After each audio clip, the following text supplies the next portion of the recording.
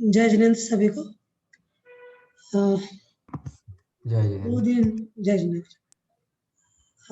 2 दिनों से हमारी चर्चा हो रही थी उपयोग के संदर्भ में। हमने जाना उपयोग क्या है, उपयोग किसे कहते हैं, उपयोग की क्या भेद है, दर्शन उपयोग, ज्ञान उपयोग की भेदों के क्या प्रभेद है। ऐसा हमने पूरा 2 क्लासों में हमारी यही चर्चा हुई थी। आवाज बराबर आ रही है ना? ओके। आज कम लोग जुड़े हैं। हाँ भाई बराबर।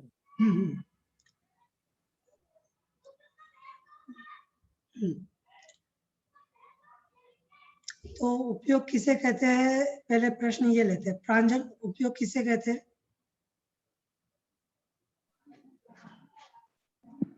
देखिए थोड़ा सा मिसिंग हो गई थी लास्ट क्लास, इसलिए नहीं, ये तो पहली क्लास का विषय है। नहीं पता। आगम, उपयोग किसे कहते हैं? बहुत सामान्य परिभाषा है। चेतना ज्ञान दर्शन के व्यापार को उपयोग कहते हैं। चेतना के व्यापार को उपयोग कहते हैं।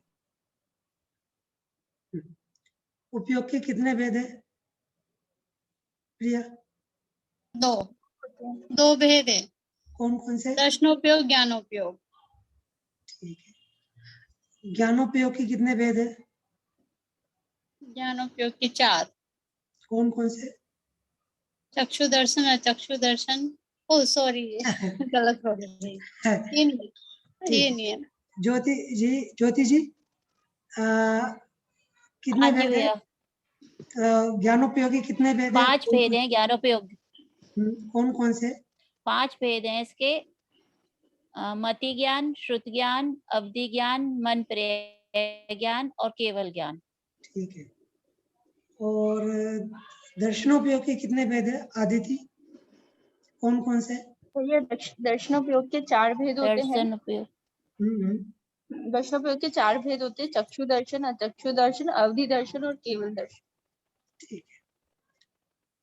हाँ, हमारे में उपयोग है या नहीं है? आगम है? कौन सा उपयोग है हमें? ज्ञानोपयोग है या दर्शनोपयोग है? ज्ञानोपयोग तो है ही, मति और श्रुत ज्ञान।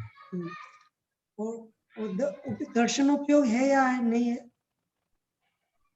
चक्षु दर्शन तो आई गेस है, बाकी का एग्जैक्टली याद नहीं। ओके। बाकी के होने के लिए क्या चाहिए चक्षु के अलावा? ज्ञान। ज्ञान। अच्छा ठीक है। दर्शनोपयोग ज्ञानोपयोग किसे कहते हैं? प्रांजल, दर्शनोपयोग किसे कहते हैं? पंडित जी सारे टफ क्वेश्चन हम पे ही आ रहे हैं। मैं सोच रहा था ये जवाब मिलेगा। हाँ। तो एक काम करो, पहले उत्तर बोलो, उसके लिए मैं फिर प्रश्न बोलता हूँ। पंडित जी ये तो हमारे डाउट है। अच्छा ठीक है। उपयोग के 2 भेद है, दर्शनोपयोग, ज्ञानोपयोग। और इसके लिए हम क्यों ये दो भेद क्या बताते हैं? ये 2 भेद जानने के लिए ये 2 भेद किस तरह से मदद करते हैं? आगम, दर्शनोपयोग का क्या काम है और ज्ञानोपयोग का क्या काम है? मतलब केवल दर्शनोपयोग से काम नहीं हो सकता क्या, या ज्ञानोपयोग से काम नहीं हो सकता क्या?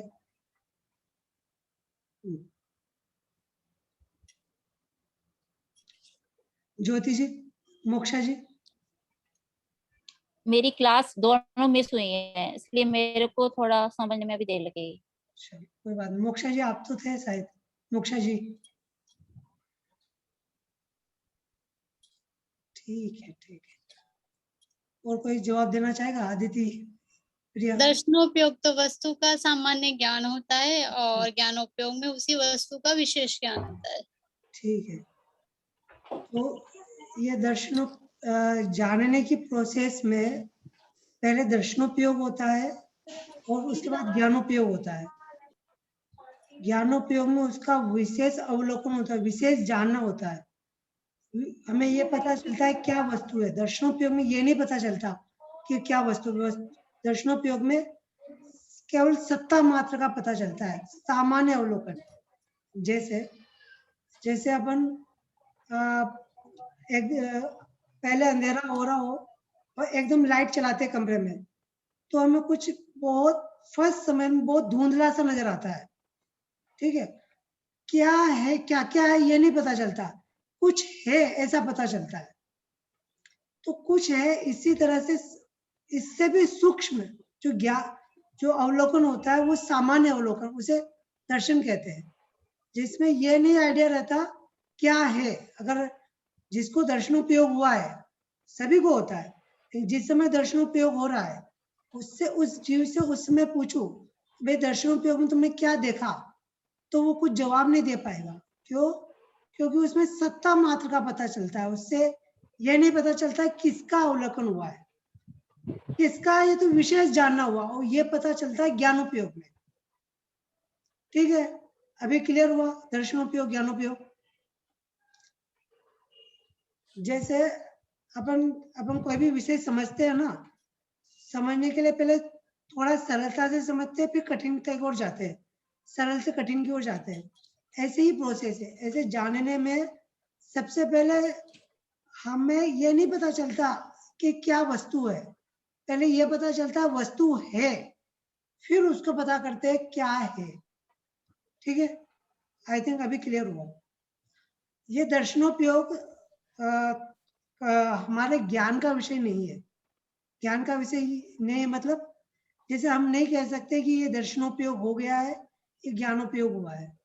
हमारे पकड़ में ज्ञान पकड़ में आता है, वो भी स्थूल ज्ञान पकड़ में आता है, क्योंकि दर्शनोपयोग तो बहुत कम समय के लिए कुछ समयों में होता है, और वो समय में हमारा इतना, हम सेकंड के कुछ अंशों में हम जानते हैं, लेकिन न समय जो है वो सूक्ष्म समय हम नहीं जान पाते।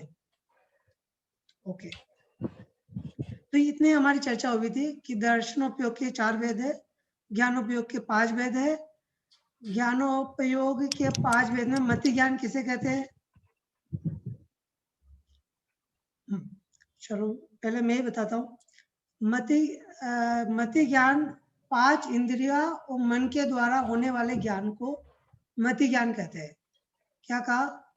जानना जो होता है वो इंद्रिय और मन से होता है। जानना जो होता है वो इंद्रिय और मन से होता है, तो इंद्रिय और मन से होने वाले ज्ञान को मति ज्ञान कहते हैं। ठीक है, उसी मति ज्ञान से जाने हुए पदार्थ के संबंध में और विशेष जानना वो शुद्ध ज्ञान कहलाता है। ठीक है, तो शुद्ध ज्ञान जब भी होगा उससे पहले क्या होगा? मति ज्ञान। मति ज्ञान के बाद शुद्ध ज्ञान हुए यह आवश्यक नहीं, लेकिन शुद्ध ज्ञान जब भी होगा वो बिना मति ज्ञान के नहीं होगा। तो शुद्ध ज्ञान से पहले मति ज्ञान होता है। ठीक, अवधि ज्ञान किसे कहते हैं? परिभाषा, शाब्दिक परिभाषा है द्रव्य क्षेत्र काल भाव की मर्यादा लेते हुए, सीमा लेते हुए रूपी पदार्थों के ज्ञान को अवधि ज्ञान कहते हैं। द्रव्य क्षेत्र काल भाव की मर्यादा लेते हुए रूपी पदार्थ के ज्ञान, रूपी पदार्थ अर्थात उद्गत एक तरह से के ज्ञान को अवधि ज्ञान कहते हैं। मन पर ज्ञान किसे कहते हैं? दूसरे के मन में स्थित पदार्थ को जानने को, और कुछ द्रव्य क्षेत्र काल भाव की मर्यादा लेते हुए दूसरे के मन में स्थित पदार्थ को जानने वाले ज्ञान को मनःपर्य ज्ञान कहते हैं। और केवल ज्ञान किसे कहते हैं? कि सर्व द्रव्य, सब गुण और सब पर्यायों को एक साथ एक समय में जानने वाले ज्ञान को केवल ज्ञान कहते हैं। परिभाषा थोड़ी कठिन लगी होगी, लेकिन अभी और इसको हम इजी करेंगे। मति ज्ञान, शुद्ध ज्ञान, कोई प्रश्न है इसमें? मति ज्ञान, शुद्ध ज्ञान, इंद्रिय और मन से जो ज्ञान होता है वो मति ज्ञान है, और जो मति ज्ञान से जाना हुआ पदार्थ है उसी के बारे में विशेष जानना वो शुद्ध ज्ञान कहलाता है। ठीक है, और ये दोनों मन इंद्रियों से होते हैं, इंद्रिय और मन का अवलंबन से होते हैं, इसलिए इन 2 ज्ञानों का नाम परोक्ष ज्ञान भी है। और बाकी के 3 ज्ञान, अवधि ज्ञान, मन पर्याय ज्ञान और केवल ज्ञान, ये प्रत्यक्ष ज्ञान है। प्रत्यक्ष ज्ञान है अर्थात इंद्रिय और मन के अवलंबन की जरूरत नहीं है, इंद्रिय मन की सहायता की जरूरत नहीं है, ये डायरेक्ट आत्मा से जान सकते हैं। जैसे अभी आपको यदि अमेरिका जानना है या स्विट्जरलैंड जानना है तो क्या करोगे आप? आदित्य क्या करोगे? ऑस्ट्रेलिया को जानना है, ऑस्ट्रेलिया कैसा क्या है, तो क्या करोगे आप? वहां जाना पड़ेगा, वहां जाना, लेकिन वहां नहीं जाना है, हम जा नहीं पाएंगे। यूट्यूब से देख लेंगे। यूट्यूब से देख लोगे, और यूट्यूब, टीवी वगैरह बहुत सारे साधन हैं। पर ये सब कोई ऑस्ट्रेलिया, यहाँ से हम टीवी में ऑस्ट्रेलिया की कोई खास, अमेरिका की खास चीज है, वो कौन सी खास, स्टैचू ऑफ लिबर्टी। तो वो स्टैचू ऑफ लिबर्टी यहाँ से टीवी से देखना और वहाँ अमेरिका जाके देखना, दोनों एक जैसा है क्या? क्यों? और उदाहरण देता हूँ, अभी प्रधानमंत्री लाल किले से भाषण दे रहे हैं, कोई लाइव सुनता है और कोई यहाँ से टीवी से सुनता है, तो कौन सही से अच्छा सुन रहा है, किसमें अच्छा मजा आता है, अच्छा लगता है? लाइव सुन रहा है, लाइव वाले लाइव का अलग मजा है। तो जब लाइव नहीं है तब क्या हुआ, टीवी का माध्यम यूज हुआ। तो बिना, यदि हम लाइव नहीं जा पा रहे हैं वहां पर, तो हमें टीवी, मोबाइल, इनका साधन का यूज करना पड़ेगा, ठीक है। वैसे ही पदार्थों को जानना, जानते तो हम ही है, लेकिन जानने के लिए इंद्रिय और मन की आवश्यकता होती है, तब वो मति ज्ञान, शुद्ध ज्ञान कहलाते हैं। और जब अवधि ज्ञान, मन पर्याय ज्ञान और केवल ज्ञान होता है तो वो डायरेक्ट लाइव जानते हैं। जैसे लाइव में अंत समझ दो, लाइव यानी कि बिना अवलंबन के, जो टीवी बीच में आती है ना, वो टीवी नहीं आनी चाहिए, वो डायरेक्ट। ऐसे अवधि ज्ञान, मन पर्याय ज्ञान और केवल ज्ञान डायरेक्ट आत्मा से होता है, उसमें इंद्रिया बीच में नहीं आती, इसलिए उनको प्रत्यक्ष ज्ञान कहते हैं, लाइव, ठीक है, प्रत्यक्ष। और परोक्ष में क्या आएगा? मति ज्ञान, शुद्ध ज्ञान। अवधि ज्ञान, मन पर्याय, अवधि ज्ञान में क्या होता है, देव और नारकी दोनों को तो जन्म से हो सकता है, और वो ये जान सकते हैं कि पिछले भव में क्या थे, पूर्व भव में, ठीक है, स्मृति से नहीं। जैसे आज हम कोई स्मरण करें तो स्मरण में तो हमारा यूज होता है, लेकिन इंद्रिय मन यूज हो रहा है, ठीक है, वो डायरेक्ट जो जानना हो रहा है वो आपका अवधि ज्ञान कहलाया है। मन पर्याय ज्ञान में मन में स्थित पदार्थों को जाना है। अभी आप क्या सोच रहे हो, ठीक है, आपको ये क्लास अच्छी लग रही है या सब्जेक्ट अच्छा लग रहा है या नहीं लग रहा है, ऐसा कोई जान पाए, ऐसा मैं जान पाऊं, तो ऐसे जानने वाला जिसको है उसको मन पर्याय ज्ञान कहते हैं। लेकिन ऐसा मन में स्थित पदार्थ का जानना हम जैसे जीव नहीं जान सकते, केवल भावलिंगी वितरागी मुनिराज ही को ही मन पर्याय ज्ञान होता है। मति ज्ञान, शुद्ध ज्ञान, अवधि ज्ञान, तो किन्हीं चारों भी गेट पे है। तो पंडित जी, जो 3 ज्ञान के धारी देव और नार के होते हैं,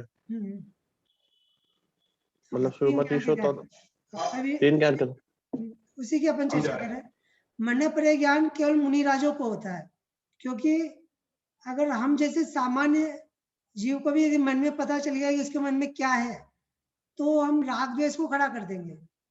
क्योंकि ऐसा नहीं है कि बहुत तो ऐसे है, मुंह पे तो बहुत अच्छा अच्छा बोलते हैं और मन में कुछ अलग ही है। जैसे अपन दुकान पे ग्राहक से क्या बोलते हैं, कोई भी ऊपर आए तो ये तो आपकी दुकान है, आप तो मेरे भाई हो, आप तो मेरे माँ जैसे हो, आप मेरे पिताजी जैसे हो, काका, तो ये सब बोलते हैं। तो मन में कस्टमर के प्रति क्या है, मन में तो लालच है, माया है, और जुबान पे क्या है, अच्छा, और सपोज करो उस कस्टमर को मन पर्याय ज्ञान हो, तो या हमें मन पर ज्ञान हो तो मन तो कितने राग द्वेष खड़ा करेंगे। ऐसा कोई जीव नहीं है जिसके मतलब जो यदि वो संसारी जीव है और सही उसको मतलब संसार में रचा पचा है तो उसके मन में बहुत अलग अलग तरह के विकल्प चलते हैं। और यदि किसी को होता है तो खुद भी दुखी रहेगा और दूसरे को भी दुखी करेगा। इसलिए मन पर ज्ञान और केवल ज्ञान ये हम सामान्य जीव को नहीं होते हैं। मन पर ज्ञान तो केवल वीतरागी मुनिराज को होते हैं, महावलिंगी मुनिराजों को होते हैं। और केवल ज्ञान सर्वज्ञ को होते हैं, सर्वज्ञ 13वें 14 गुण स्थान में अरिहंत सिद्ध परमेष्टि। तो ऐसा पांचों ज्ञान की हमने परिभाषा जानी, ठीक है। मति ज्ञान, शुद्ध ज्ञान, ये दोनों इंद्रिय मन से हुए। अब हम दर्शनोपयोग में आते हैं। तो दर्शनोपयोग में क्या है, इंद्रिया कहाँ लिखी हुई है, चक्षु दर्शन और अचक्षु दर्शन, ये दोनों इंद्रिया है। चक्षु में चक्षु इंद्रिय, अचक्षु में चक्षु को छोड़ करके अन्य इंद्रिया कौन कौन सी, स्पर्शन रसना घ्राण चक्षुकन। आपको स्लाइड नजर आ रही है ना पीपीटी। तो चक्षु दर्शन और अचक्षु दर्शन इन दोनों में इंद्रिया है और मन है, ठीक है। तो मति ज्ञान से पूर्व होने वाले सामान्य अवलोकन को चक्षु दर्शन और अचक्षु दर्शन बोलते हैं। आगम क्लियर हुआ।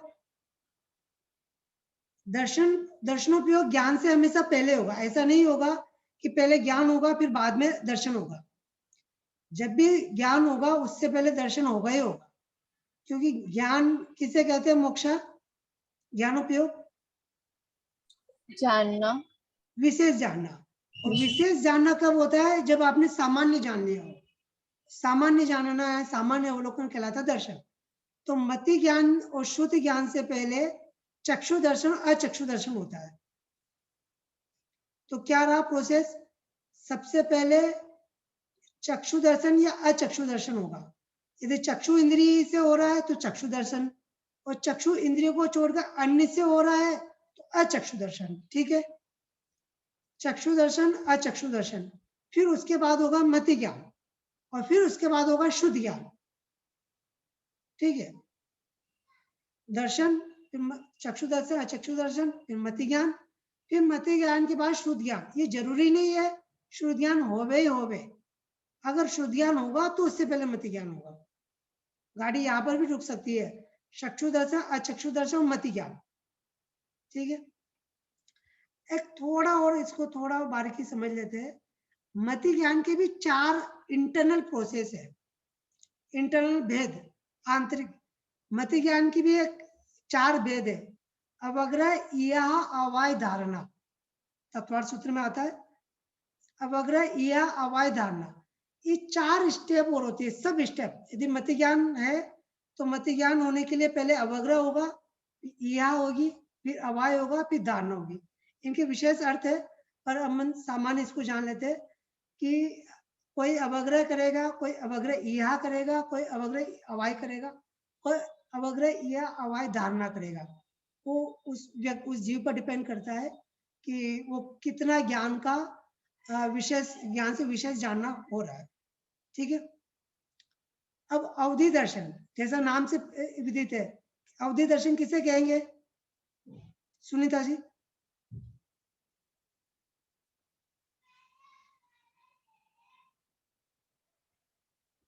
सुनीता जी फॉर्मूला लगाइए, जो फॉर्मूला दिया गया दर्शन। अवधि दर्शन, शब्दों से जाओ आप, शब्द शाब्दिक अर्थ से चीजें क्लियर हो जाएगी। अवधि ज्ञान के पहले होने वाला अवधि दर्शन, बस सामान्य सी बात है। दर्शन है यानी ज्ञान से पहले होगा। अवधि है तो आप अवधि ज्ञान के बारे में बात कर रहे हो, तो अवधि ज्ञान से होने पहले होने वाले ज्ञान को अवधि दर्शन कहते हैं। बहुत ईजी है दर्शन, ठीक है। अब केवल दर्शन, केवल दर्शन के बारे में क्या है? केवल ज्ञान के साथ होने वाले ज्ञान को केवल दर्शन कहते हैं। क्या अंतर पड़ा आपने, क्या कहा? एक करेक्शन इसमें ये भी करना है, ज्ञान नहीं है वो दर्शन है। ज्ञान अलग गुण है, दर्शन अलग गुण है। होने वाले सामान्य आपकी बात से तो केवल मतलब पंडित जी, हाँ, मतलब पंडित जी ऐसा होता पहले चक्षु ज्ञान हुआ, फिर चक्षु ज्ञान हुआ, फिर मति ज्ञान, श्रुत ज्ञान हुआ, फिर अवधि दर्शन होगा, फिर अवधि ज्ञान होगा, ऐसा होता क्या रियल में? ये ऐसा मतलब कोई कुछ जरूरी नहीं, ये तो फॉर्मूला? कोई अभी ये जो 5 ज्ञान है ना, 5 ज्ञान, मति ज्ञान, शुद्ध ज्ञान, अवधि ज्ञान, मन प्रज्ञान, केवल ज्ञान, और ऐसा कोई जरूरी नहीं है कि पहले मति होगा फिर शुद्ध होगा फिर अवधि होगा। जो भी ज्ञान होगा उससे पहले दर्शन होगा, ठीक है, उससे पहले या उसके साथ में एक चीज। अब दूसरी बात, जैसे किसी को अवधि ज्ञान मति ज्ञान के बाद भी हो सकता है, अवधि ज्ञान शुद्ध ज्ञान के बाद भी हो सकता है, अवधि ज्ञान मन प्रज्ञान के बाद भी हो सकता है। जैसे मुनिराज को अवधि ज्ञान है, किन्हीं मुनिराज को, तो वो मन प्रज्ञान के बाद ही अवधि ज्ञान, मतलब जानना है। तो जानना तो कैसे जान रहे हो, ये उसका अर्थ है। तो जो जान रहे हो उस ज्ञान का नाम वो नाम हो जाएगा। उससे पहले क्या ज्ञान था ये कोई मैटर नहीं करता, पर ये जरूर मैटर करता है क्या दर्शन था, ठीक है। तो वही अपनी बात, केवल दर्शन और केवल ज्ञान ये दोनों एक साथ होते हैं, क्योंकि केवल ज्ञानी विशेष जीव है, उनमें अनंत बल होता है, वो ऐसे क्रमशः नहीं जानते, पहले उनको सामान्य जानना पड़े और विशेष जानना पड़े। वो तो अपने अनंत वीर्य के द्वारा समस्त पदार्थों को एक साथ सामान्य भी जान सकते हैं और विशेष भी जान सकते हैं, पर ये शक्ति हमारे में नहीं है, छद्मस्त में। तो हमें पहले दर्शन जानना, दर्शन होता है प्रयोग होता है, ज्ञान उपयोग होता है, ठीक है। यहाँ तक मेरे हिसाब से सभी को 5 ज्ञान के संदर्भ में बात क्लियर हुआ होगा। इसमें कु अवधि, कु मति ज्ञान, कु शुद्ध ज्ञान, इन 3 ज्ञान को पीछे हमने कु ज्ञान लगाया है, मति ज्ञान और मन प्रज्ञान और केवल ज्ञान के आगे नहीं लगाया। कोई कारण बता सकता है? आपको स्लाइड नजर आ रही है ना? क्या कारण है कि हमने 5 ज्ञानों में 3 ज्ञान के आगे तो कु वर्ड लगाया है और बाकी के 2 ज्ञान के आगे नहीं लगाया है? क्योंकि मन पढ़िया ज्ञान भावलिंगी मुनिराज को होता है। हाँ, और केवल ज्ञान तो जो केवल ज्ञान में जो आता है उसको तो कु हो नहीं सकता, सब मतलब सब उनको तो सब झलकता है, तो ये तो कोई बात नहीं है। तो मति ज्ञान, शुद्ध ज्ञान, अवधि ज्ञान, कु ज्ञान हो सकते हैं? हाँ, अच्छा, कु का अर्थ क्या है? कु ज्ञान का अर्थ क्या है? अपोजिट, उल्टा। उल्टा। तो मिथ्या दृष्टि के जीव को उल्टा, यानी यहाँ पर मिथ्या दर्शन है ना, मिथ्यात्व के साथ जो होने वाला ज्ञान है, विपरीत ज्ञान है, तो है तो वो मति ज्ञान, है तो वो शुद्ध ज्ञान, या है तो अवधि ज्ञान, लेकिन वो विपरीत ज्ञान है, मिथ्यात्व के साथ है, इसलिए उसको कुमति, कुशुद्ध और कुअवधि कहा। जैसे समय दृष्टि है कोई जीव, तो समय दृष्टि के मति ज्ञान, शुद्ध ज्ञान और अवधि ज्ञान को मैं सुमति, सुश्रुत, सुअवधि कह सकता हूँ, और मिथ्या दृष्टि के जीव ज्ञान को कुमति, कुशुद्ध, कुअवधि।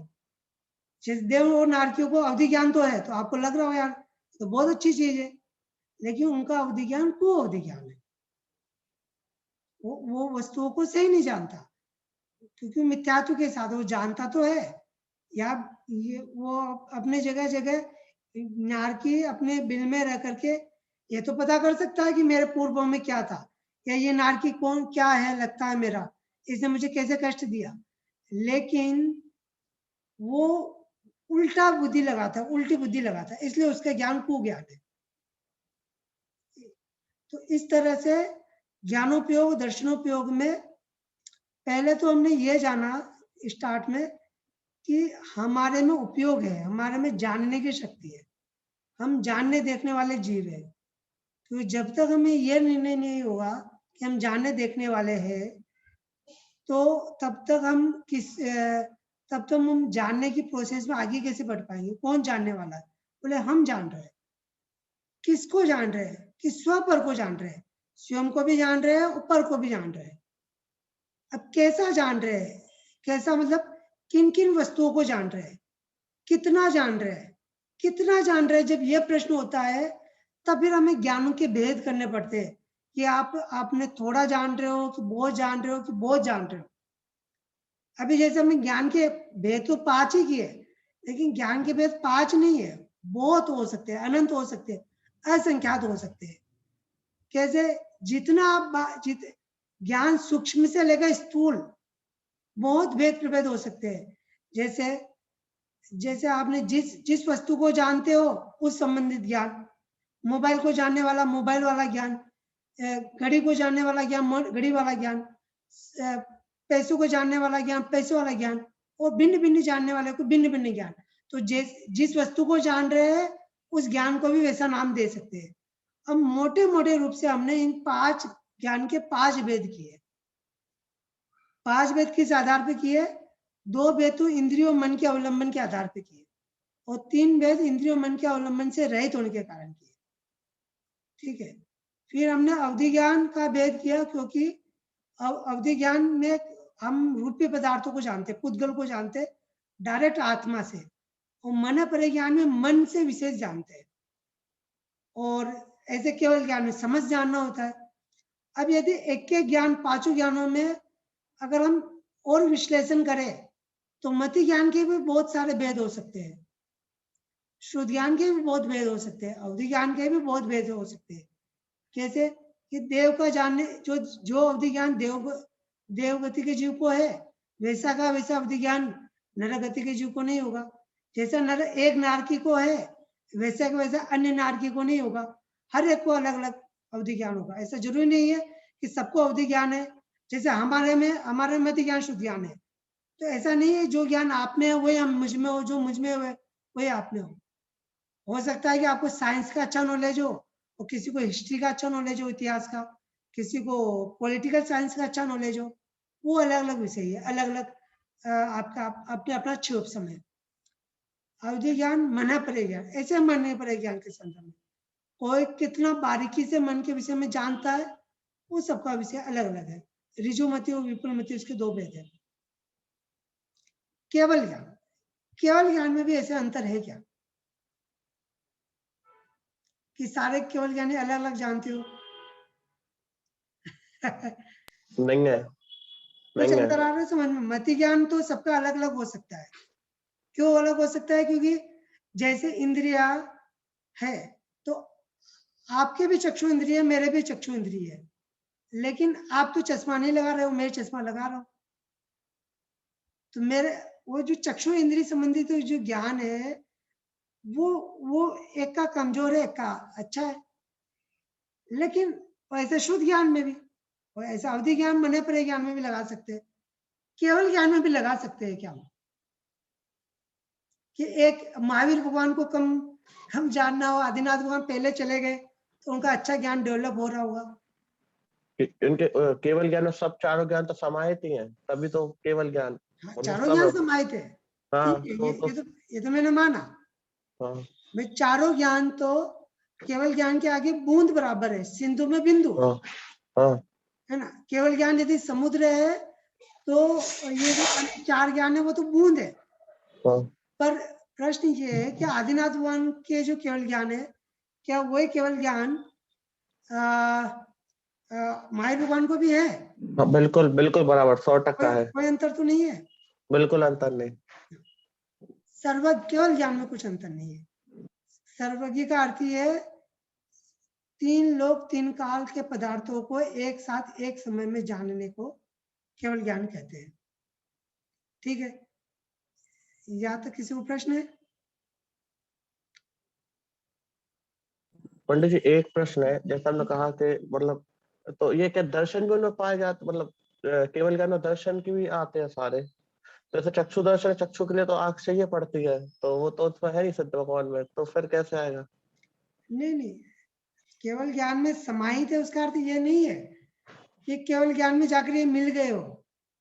वो तो ये समाहित होने का अर्थ ये है कि जैसे आप में अभी आप अभी ग्रेजुएशन कर रहे हो, या कोई आपने कभी 12th की ग्रेजुएशन करी, तो ग्रेजुएशन जब आप कही तो उससे पहले जो आपने LKG UKG में ABCD जो पढ़ी है, अनाराम पढ़े, वो ऑटोमेटिक उसका ज्ञान आपको है कि नहीं है?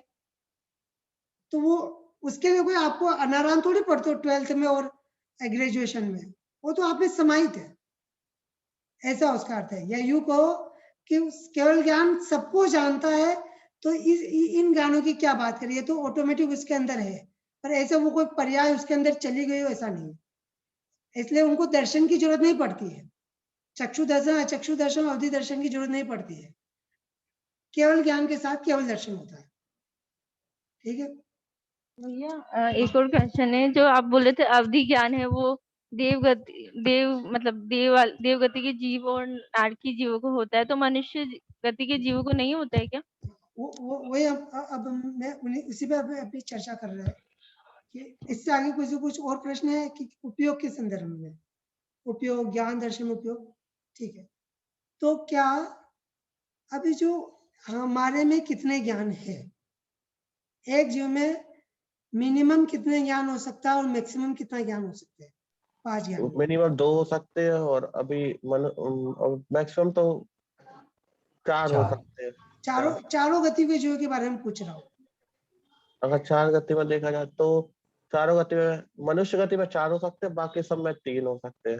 अभी सामान्य एक जीव को मिनिमम कितना और मैक्सिमम कितने ज्ञान हो सकते हैं? मिनिमम तो 2 रहेंगे सबको, मिनिमम तो। सुनीता जी, मिनिमम और मैक्सिमम जितने भी जीव है उन सभी के बारे में पूछ रहा हूँ, मिनिमम कितने ज्ञान और मैक्सिमम? Minimum 2, maximum 4। मिनिमम 1 पंडित जी, 2 नहीं, क्योंकि नवोदय जीव को फिर शुद्ध ज्ञान होता ही नहीं। हाँ, अभी भी प्रश्न वही है आगम। मिनिमम आपको ये इससे पता चल जाएगा कि आपको परिभाषा क्लियर हुई या नहीं। हाँ, 2 ही ज्ञान हो सकते हैं at minimum. Babita ji, minimum कितने और मैक्सिमम कितने किसी भी जीव को? 1 ही होगा मिनिमम। कौन सा? मति ज्ञान, केवल ज्ञान। मिनिमम 1 ही है। हाँ नहीं पंडित जी, 2 रहेंगे, और जानने कि वो जान नहीं पा रहा वो अलग बात है, रहेंगे तो 2 ही ज्ञान। अभी भी आप वो जान मिनिमम 1, मैक्सिमम 4। मिनिमम कौन सा? केवल ज्ञान, केवल ज्ञान। प्रांजल जी कह रहे हैं कि मति ज्ञान, मति और शुद्ध 2। केवल ज्ञान, केवल ज्ञानी भी तो सर्वज्ञ भी तो जीव है, अरहंत सिद्ध वो जीव नहीं है क्या कि उनको भूल गए? संसारी जीवों की बता रहे थे। मैंने तो कहा संसारी जीव मुक्ति जीव, मैंने कहा जीव को है। तो मिनिमम कौन सा ज्ञान होता है? केवल ज्ञान। एक ज्ञान होगा, केवल ज्ञान होगा। शब्द से जाओ, केवल ज्ञान है वहां पर, और कोई 4 ज्ञान नहीं है ना, सर्वज्ञ को या केवल ज्ञान को। तो मिनिमम किसी जीव को होगा तो 1 ज्ञान होगा, वो केवल ज्ञान होगा। अब संसारी जीव में मिनिमम कौन सा ज्ञान होता है? अभी हमने मुक्त जीव और सभी जीव को मिलाकर के, अब संसारी जीवों में मुक्त मिनिमम और मैक्सिमम कितने होते हैं? आगम कह रहे 2। प्रांजल आप? 2 कौन से? मति और शुद्ध। तो निगोदय जीव को कौन से ज्ञान है? मति और शुद्ध दोनों है। मति ज्ञान सिर्फ पंडित जी डाउट है इसमें, बस उन्हीं पे डाउट है। देखो, 2 ज्ञान मिनिमम सभी संसारी जीव को होता है, चाहे निगोदय हो, चाहे निगोदय से लेकर कोई भी इंद्रियवान हो। अरहंत भगवान को भी 2 ही होते हैं? नहीं, अरहंत भगवान को केवल ज्ञान है, केवल 2 नहीं है। वो भी संसारी है ना, तो फिर 1 ही होगा ना। आपने शब्दों को पकड़ लिया, राइट। तो वो हम सर्वज्ञ भाव को छोड़ते हैं, क्योंकि जहाँ सर्वज्ञ है उनको छोटे ज्ञानों की जरूरत क्या है, और इंद्रियों को यूज नहीं करते। उसके लिए करेक्ट वर्ड है छद्मस्त जीवों को मिनिमम 2 ज्ञान। छद्मस्त जो छद्म जीव है, ठीक है। तो छद्मस्त जीव को इसमें शुद्ध ज्ञान तो निगोदय को कैसे होगा शुद्ध ज्ञान? मतलब वो तो मिनिमम ही नहीं जान पा रहे, मतलब उनको तो बहुत मिनिमम ज्ञान है उनको, तो उनके 2 ज्ञान कैसे हुए? वो भी मति ज्ञान से जानते हैं और शुद्ध ज्ञान से विशेष जानते हैं। क्या विशेष जानते हैं? ये हमारे ज्ञान का विषय नहीं, ये तो हम ये भी कह सकते हैं मति ज्ञान किस तरह का है, तो किसके बारे में जानते हो? केवल स्पर्श इंद्रिय है, रसना नहीं है, घ्राण नहीं है, चक्षु नहीं है, कर्ण नहीं है, अब स्पर्शन है। तो अब स्पर्शन से वो स्पर्शन के विषय जान रहे हैं। अब ये हल्का, भारी, रूखा, चिकना, ठंडा, और जो ठंडा, गर्म, कड़ा, नरम, उनको ये जानना, ये होता है ये जाना और उसके प्रति एक फीलिंग होती है, रिएक्शन होता है। वो रिएक्शन को किसी तरह से आप शुद्ध ज्ञान समझ सकते हो।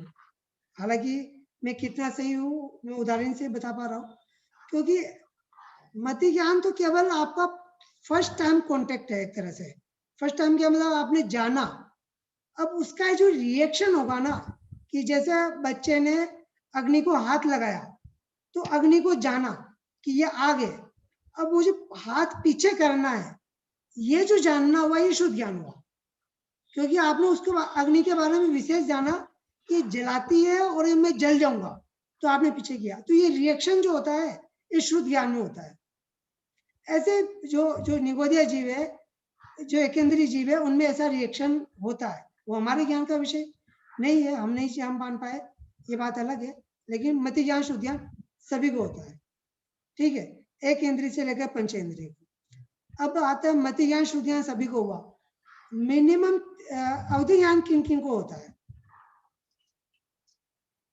भावलिंग मुनिराज को और अवधि ज्ञान। आरती और देव।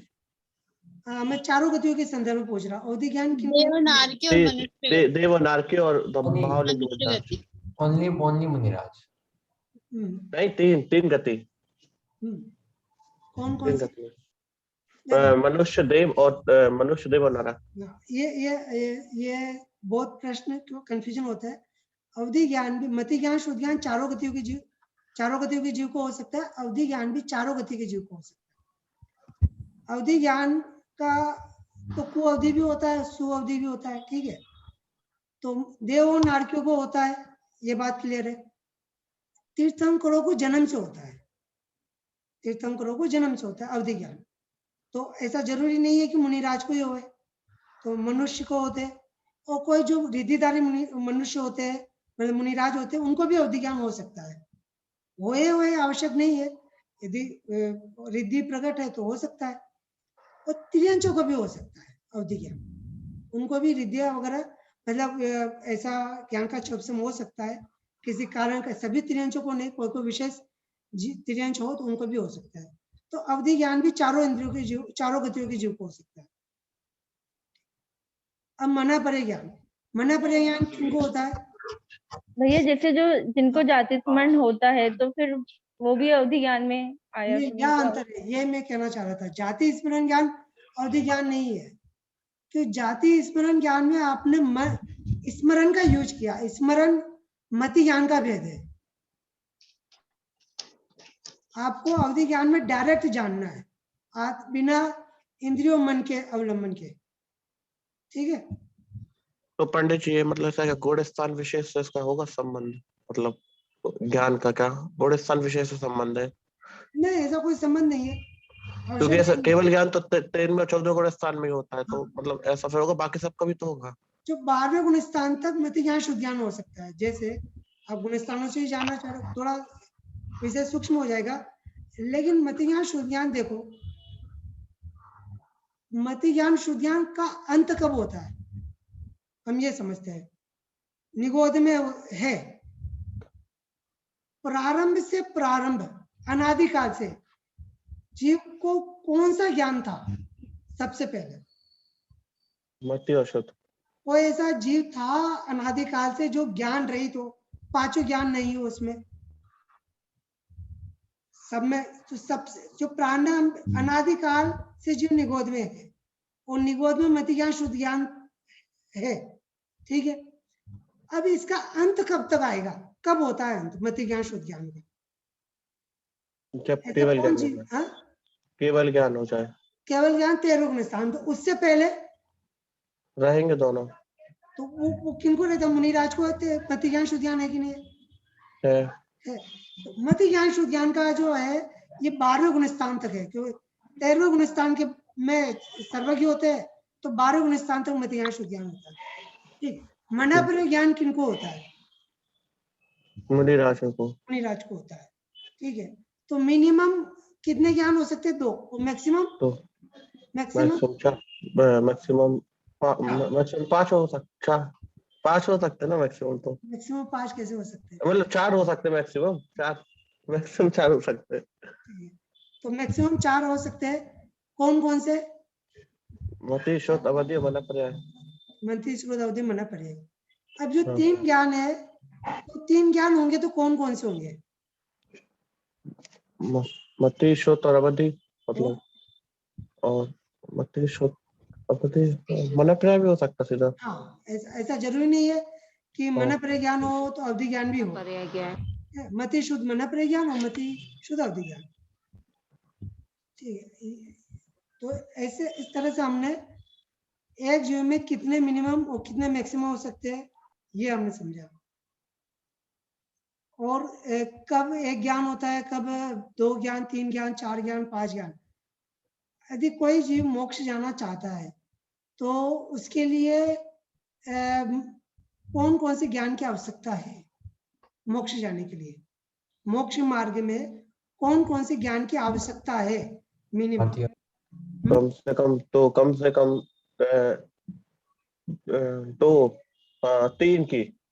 3 की मति शुद्ध तो रहता ही है, और फिर केवल ज्ञान आ जाएगा तो फिर कोई दिक्कत ही नहीं। वो तो मोक्ष जाने के लिए है, वो तो मोक्ष में है। मोक्ष जाने के लिए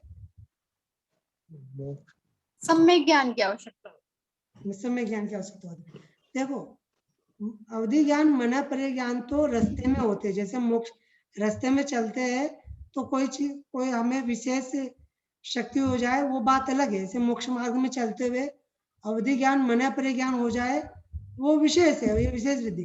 लेकिन इसको होना आवश्यक नहीं है और इसकी कोई आवश्यकता भी नहीं है कि मोक्ष मार्ग में जाने के लिए इन 2 ज्ञान की आवश्यकता होती है। और केवल ज्ञान तो मोक्ष होने पर होता है, इसलिए मोक्ष मार्ग में तो केवल मति ज्ञान, शुद्ध ज्ञान की आवश्यकता होती है। सुमति सुशुद्ध ज्ञान सु हमें है।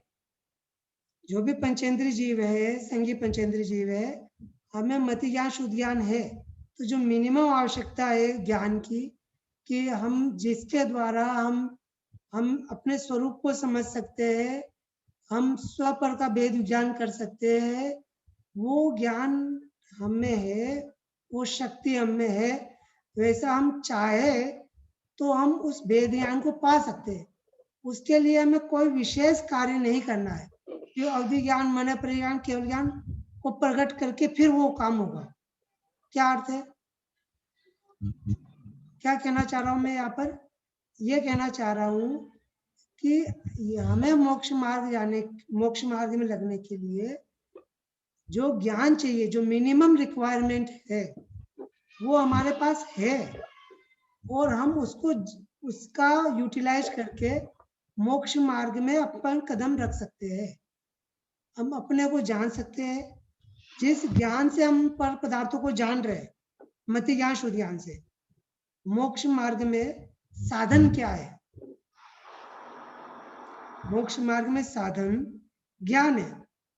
तो उस ज्ञान, जिस ज्ञान से हम पदार्थों को जान रहे हैं, उसी ज्ञान से हम अपने को जानना है। देखो, अभी किसी को मोक्ष मार्ग में लगना है तो क्या करना पड़ेगा? उसको वेद विज्ञान करना पड़ेगा। और इसके अलावा क्या करना पड़ेगा? उसके पास ऐसा क्या नहीं है जिसको उसको चाहिए? रिक्वायरमेंट क्या है?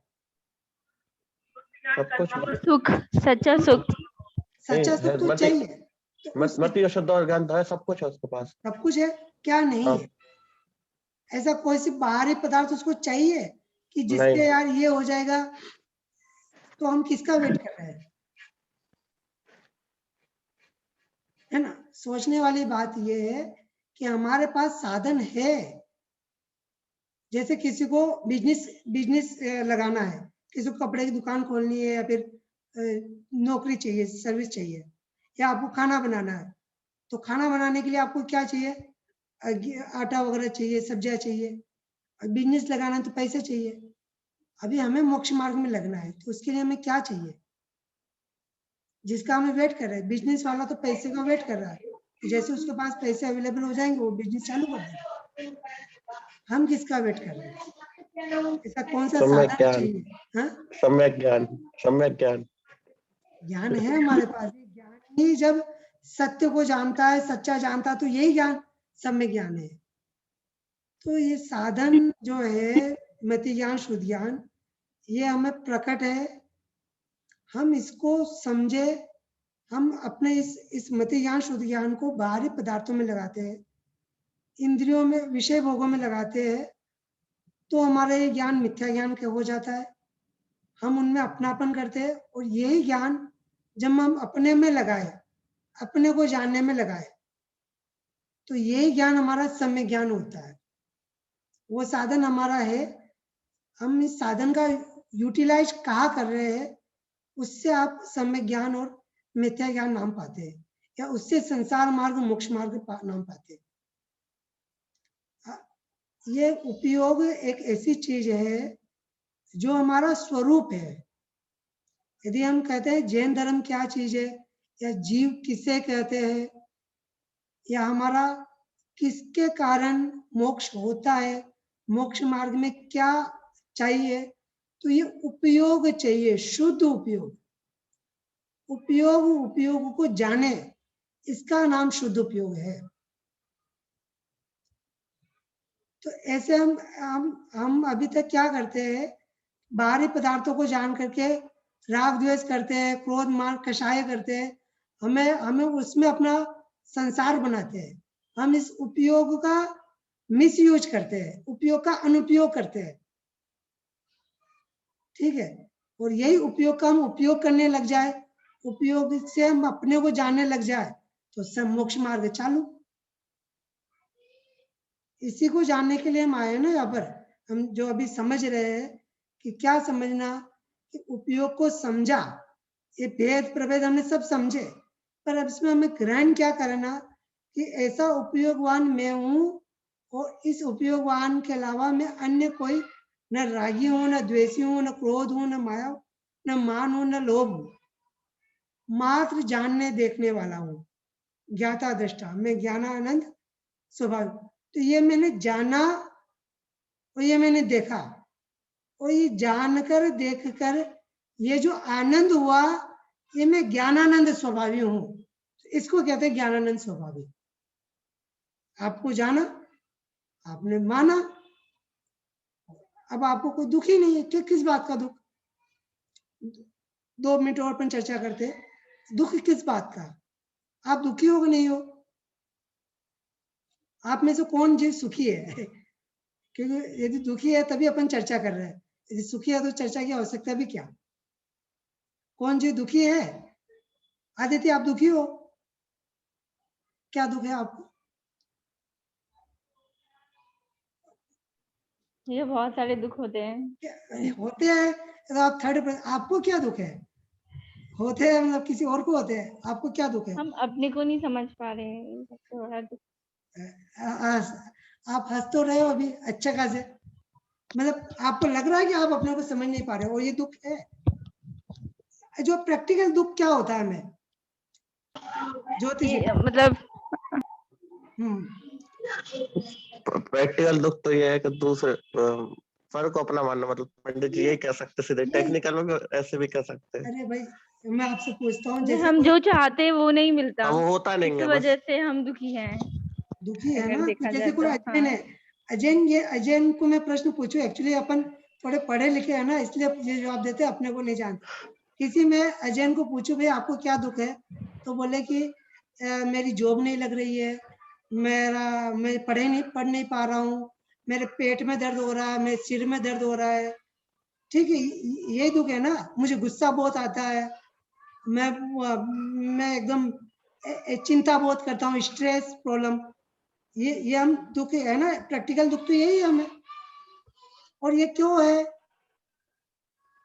या फिर वो हमें मार रहा है, वो पीट रहा है, ये इसलिए है ना क्योंकि हम पर पदार्थ को अपना मानते हैं, हम उससे अपना स्वभाव मानते हैं। अगर मैं ये कहूं आप उपयोगवान है, जानने देखने वाले हैं, केवल जानने देखने वाले हैं, अब आपको क्या दुख है? अब किस बात का दुख है? मैं जानने देखने वाला हूं, आगम। अब आपको कोई दुख रह जाता है, या हमें कोई दुख रह जाता है?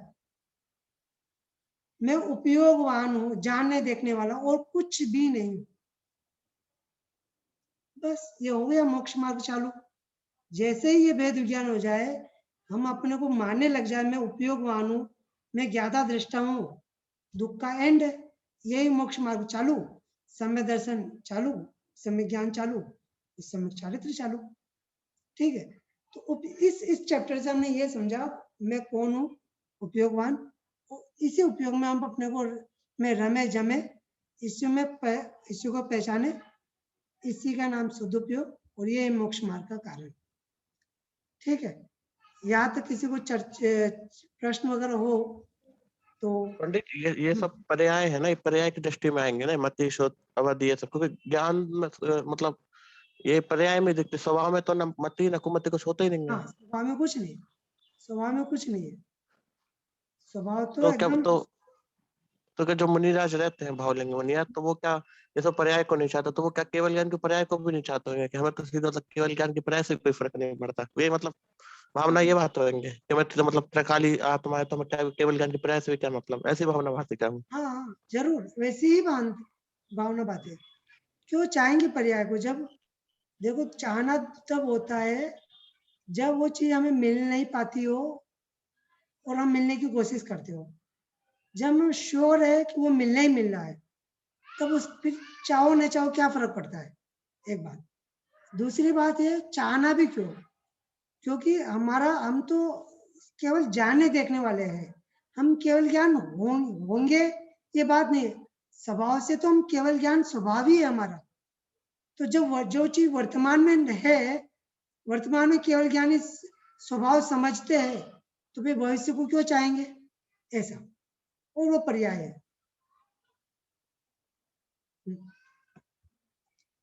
ठीक है, और किसी को कुछ प्रश्न? पंडित एक प्रश्न है कि ये जो कुमति है, ये जो कुमति ये किसको होता, मतलब नारकी को होता है? जैसे उनको भी तो अपन अपने को ये भी कह सकते हैं अपन को कुमति ज्ञान है, मतलब जब तक अपन नहीं है मतलब मिथ्यात्म है, तो कुमति ज्ञान भी अपन को कह सकते हैं अपने आप को है। मिथ्यात्व सहित है तो कुमति कुअवधि, मिथ्यात्व रहित है, सम्यक सहित है तो सुमति सुअवधि। ठीक है बस। ठीक, जिन्होंने स्तुति करते निज निधि निज में बताई यह उपकार है उसके लिए जिनवा माँ को वंदन शत बार।